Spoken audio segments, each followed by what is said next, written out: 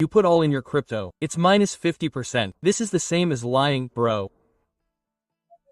Yes, don't be so afraid of inflation that you overtrade. You don't analyze. You just go in based on what people say, right? You'll only lose more. It's better to let your money be eaten by inflation than by the market, because being eaten by the market is more painful. That's human risk blindness.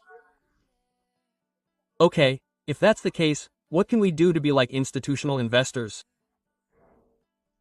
Well, to avoid being consumed by our human instincts, for me, we need to have something called a system. Because a system is much better than emotions. Yes, emotions can sometimes be volatile. Today you're happy, tomorrow you're sad, today you're greedy, tomorrow you're very fearful. If you make financial decisions based on emotions, it's still today, it's time to repent. Okay. Let's learn how to create a system. Okay, I'll teach you the basic concept. You can adjust it to your own risk profile. Some of us here might be traders, some are investors, some are swing traders, some are long-term investors. Okay, try to adjust it to your own style. But if you have one thing to take away from this video, I want you to understand this simple concept. Your portfolio's return likely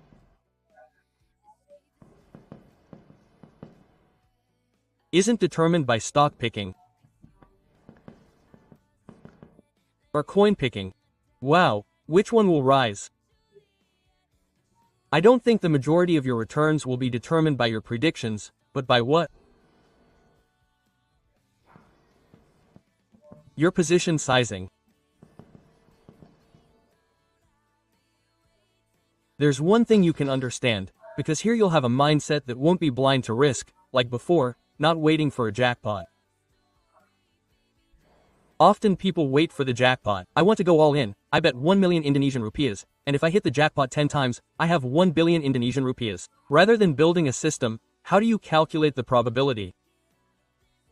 Yes, I can measure a more appropriate risk. How much should I bet? If this is a higher risk, how much should I bet? I spread it across several different assets that I have more confidence in, right? I don't go all in. I think this is what will truly determine your portfolio's long-term return. If an amateur trader thinks about whether the market will rise or fall, right? I wonder how many times will it increase if I buy this? Yes, but institutional investors see it like this. Wow, this is a good deal. I wonder how much I can allocate to get into it. Quote. They don't think about whether it will go up or down again. If it goes up, how much am I willing to put in if it goes down? So, they always think about risk before reward. They focus on position sizing first. How much can I risk? Before I think about the potential gain, I first think about how much I'm willing to lose. Because many people often focus too much on going all in, all in.